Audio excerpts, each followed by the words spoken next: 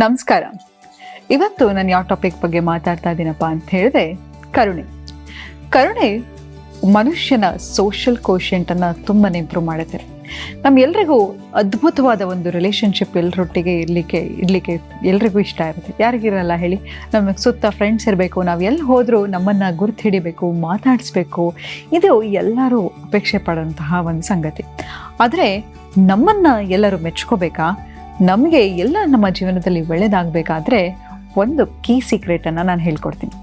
ನೋಡಿ, ಇವತ್ತಿಗೂ ಅಷ್ಟೇ ನಾವಿಷ್ಟು ದೊಡ್ಡವರಾಗಿದ್ದೀವಿ, ಬೆಳೆದಿದ್ದೀವಿ, ಸಾಧನೆ ಮಾಡಿದ್ದೀವಿ, ಕಷ್ಟ ನೋಡಿದ್ದೀವಿ, ಸುಖ ನೋಡಿದ್ದೀವಿ. ಆದರೆ ನಮಗೆ ಪ್ರೀತಿ ಅಥವಾ ಒಬ್ಬರು ತುಂಬಾ ನಮ್ಮ ಜೀವನದಲ್ಲಿ ತುಂಬ ಮುಖ್ಯವಾದ ವ್ಯಕ್ತಿನ ತುಂಬ ಪ್ರೀತಿ ಮಾಡ್ತೀವಿ ಅಂತ ಹೇಳಿದ್ರೆ ಯಾರು? ನಿಮ್ಮ ಲೈಫಲ್ಲಿ ಮೊದಲನೇ ಥಾಟ್ ಬರೋದೆ ನಿಮಗೆ ತಾಯಿ. ನಮಗೆಲ್ಲರಿಗೂ ತಾಯಿ ಅನ್ನೋದೇ ಇಷ್ಟ. ಯಾಕೆ ಅಂತ ಹೇಳಿದ್ರೆ ಆಕೆಯ ಮೊದಲನೇ ಗುಣ ಏನಪ್ಪ ಅಂತ ಹೇಳಿದ್ರೆ ಕರುಣೆ. ತಾನು ಊಟ ಮಾಡಿದ್ಲೋ ಇಲ್ವೋ, ನನ್ನ ಮಕ್ಕಳು ಉಪವಾಸ ಇದ್ದಾರೆ ಅಂತ ಹೇಳಿದ್ರೆ ಮೊದಲು ಮಕ್ಕಳಿಗೆ ಊಟ ಹಾಕಿ ತಾನು ನಂತರ ಊಟ ಮಾಡ್ತಾಳೆ. ಮಕ್ಕಳು ತಿಂದ್ರೋ ಇಲ್ವೋ ಅಂತ ಸದಾ ಯೋಚನೆ ಮಾಡ್ತಾ ಇರ್ತಾಳೆ. ಏನೇ ತಪ್ಪು ಮಾಡಿದ್ರು ಮಕ್ಕಳನ್ನು ಅದನ್ನು ಹೊಟ್ಟೆಗೆ ಹಾಕ್ಕೊಂಡು ತಕ್ಷಣ ಕ್ಷಮಿಸೋಳೆ ತಾಯಿ. ಹಾಗಾಗಿ ಆ ಕರುಣೆ ಇರ್ತಕ್ಕಂತಹ ತಾಯಿಯನ್ನು ನೋಡಿದ್ರೆ ನಮಗೆಲ್ಲರಿಗೂ ಪ್ರೀತಿನೇ. ಹಾಗೆ ಆ ಗುಣವನ್ನು ನಾವು ನಮ್ಮ ಜೀವನದಲ್ಲಿ ಇನ್ಕಲ್ಕೇಟ್ ಮಾಡಿಕೊಂಡ್ರೆ ನಮ್ಮ ಜೀವನ ಕೂಡ ಅದ್ಭುತವಾಗಿರುತ್ತೆ. ನಾವು ಯಾರನ್ನು ಬೇಕಾದರೂ ಮೆಚ್ಚಿಸ್ಬೋದು, ಯಾರನ್ನು ಮೆಚ್ಚೋದು ಬಿಡಿ ಭಗವಂತನಿಗೆ ತುಂಬ ಹತ್ತಿರ ಆಗ್ತಾ ಹೋಗ್ತೀವಿ. ಇದನ್ನು ಹೀಗೆ ಒಂದು ಸಣ್ಣ ಕತೆ ಮೂಲಕ ಹೇಳ್ತೀನಿ. ಒಂದೂರಲ್ಲಿ ಒಬ್ಬ ರಾಜ ಇರ್ತಾನೆ. ಆ ರಾಜ ಒಂದು ದೊಡ್ಡ ಊರಿಗೆ ಒಂದು ದೊಡ್ಡ ಸಾಮ್ರಾಜ್ಯವನ್ನೇ ಕಟ್ಟಿರ್ತಾನೆ. ಅಂತಹ ಒಂದು ಆಗರ್ಭ ಶ್ರೀಮಂತ ಆ ರಾಜ. ಆದರೆ ವಿಪರ್ಯಾಸ ಅಂತ ಹೇಳಿದ್ರೆ ಆತನಿಗೆ ಮಕ್ಕಳಾಗಿರಲ್ಲ. ಎಷ್ಟು ಮದುವೆ ಆದರೂ ಕೂಡ ಆತನಿಗೆ ಮಕ್ಕಳಾಗ್ತಾ ಇರಲ್ಲ. ನಂತರ ಆ ರಾಜ ಏನು ಮಾಡ್ತಾನಪ್ಪ ಅಂತ ಹೇಳಿದ್ರೆ ಒಂದು ದಿನ ಏನು ಮಾಡ್ತಾನೆ, ಅಲ್ಲಿ ಅವನಿಗೆ ವಯಸ್ಸಾಗ್ತಾ ಹೋಗುತ್ತೆ, ತನ್ನ ಊರಲ್ಲೇ ಯಾರೊಬ್ಬರು ಸಾಮರ್ಥ್ಯ ಉಳ್ಳವರನ್ನ ಸೆಲೆಕ್ಟ್ ಮಾಡಿ ನಾನು ಈ ನನ್ನ ರಾಜ್ಯವನ್ನು ಅವರಿಗೆ ತ್ಯಜಿಸ್ಬೇಕು ಅಂತ ಹೇಳಿ ಒಂದು ನಿರ್ಧಾರಕ್ಕೆ ಬರ್ತಾನೆ. ಹಾಗೆ ಇಡೀ ಊರಿಗೆ ಡಂಗೂರ ಹೊಡೆಸಿ ಸಾರಿಸ್ತಾರೆ. ಯಾರಾದ್ರೂ ಒಳ್ಳೆ ಅಂತ ಹೇಳಿದ್ರೆ ಒಂದು ಇಂಟರ್ವ್ಯೂವನ್ನು ಸೆಟಪ್ ಮಾಡಿ ಅವರಲ್ಲಿರ್ತಕ್ಕಂಥ ಗುಣಗಳನ್ನು ಅಬ್ಸರ್ವ್ ಮಾಡಿ ನಂತರ ಅವರಿಗೆ ಒಂದು ಚಾನ್ಸ್ ಕೊಡೋದು. ಹೀಗೆ ಒಬ್ಬ ತುಂಬ ಸಹಾಯಕ ಭಿಕ್ಷುಕ ಇರ್ತಾನೆ. ಆತನಿಗೂ ರಾಜನಾಗಬೇಕು ಅನ್ನೋ ಕನಸಿರುತ್ತೆ. ಆತ ಏನು ಮಾಡ್ತಾನೆ, ಈ ರಾಜನ ಇಂಟರ್ವ್ಯೂಗೋಸ್ಕರ ತಾನು ಭಿಕ್ಷೆ ಬೇಡಿದನ್ನೆಲ್ಲವನ್ನು ಕೂಡಿಟ್ಟು ಒಂದು ದಿನ ಒಂದು ಜಾಕೆಟನ್ನು ತಗೋಬೇಕು ಅಂತ ತಗೋತಾನೆ.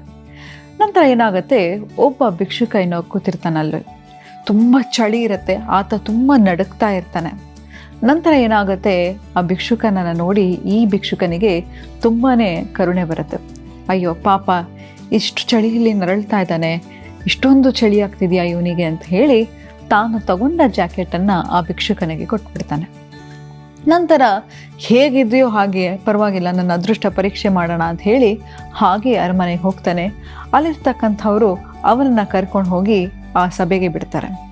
ನಂತರ ಅಲ್ಲಿ ನೋಡ್ತಾನೆ, ಆತ ಭಿಕ್ಷುಕನಿಗೂ ರಾಜನಿಗೂ ಹೋಲಿಕೆ ತುಂಬಾ ಇತ್ತು. ದಿಗ್ಭ್ರಮೆಯಾಗಿ ಆತ ರಾಜನನ್ನು ನೋಡ್ತಾ ಇರ್ತಾನೆ. ಆಗ ರಾಜ ಹೇಳ್ತಾನೆ, ಯಾಕೆ ದಿಗ್ಭ್ರಮೆಯಾಗಿದ್ಯಾ? ಆ ಭಿಕ್ಷುಕ ನಾನೇ. ನೀನು ನನ್ನ ರಾಜ್ಯವನ್ನು ಆಳ್ಲಿಕ್ಕೆ ಯೋಗ್ಯನೋ ಇಲ್ವೋ, ಮೊದಲನೇದಾಗಿ ರಾಜನಿಗೆ ಬೇಕಾಗಿರ್ತಕ್ಕಂತಹ ಒಂದು ರಾಜಗುಣ ಏನಪ್ಪ ಅಂತ ಹೇಳಿದ್ರೆ ಕರುಣೆ ಅನ್ನೋದಿರಬೇಕು.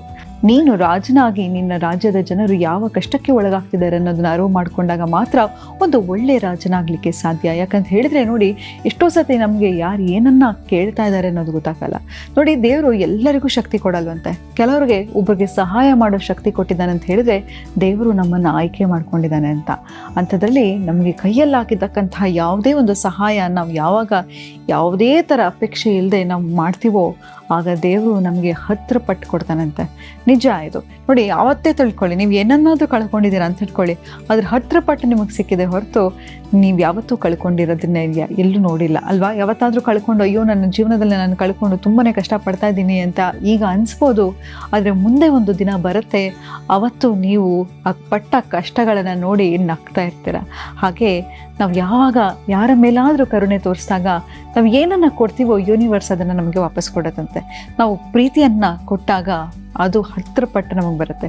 ನಾವು ಯಾರಿಗಾದರೂ ಪ್ರೀತಿಯಿಂದ ಏನಾದರೂ ಕೊಟ್ಟರೆ, ನಮ್ಮ ಕೈಯಲ್ಲಾಗಿದ್ದ ಸಹಾಯವನ್ನು ಮಾಡಿದರೆ ದೇವರು ಯಾವುದೋ ಒಂದು ಮೂಲಕದಲ್ಲಿ ನಮಗೆ ಅದನ್ನು ತಲುಪಿಸ್ತಾನಂತೆ.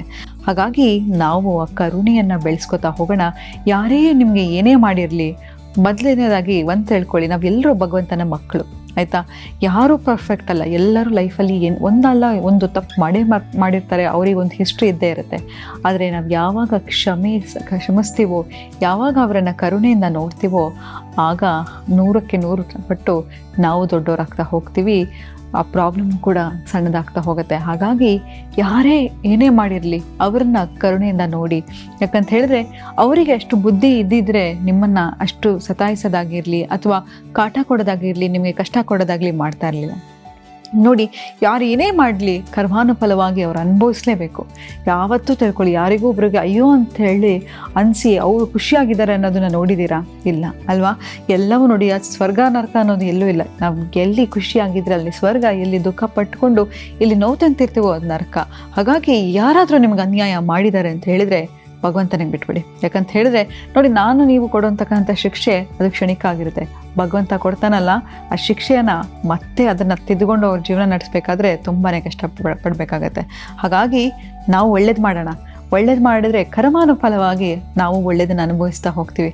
ಹಾಗಾಗಿ ಆದಷ್ಟು ನಾವು ಪಾಸಿಟಿವ್ ಆಗಿ ಯೋಚನೆ ಮಾಡೋಣ.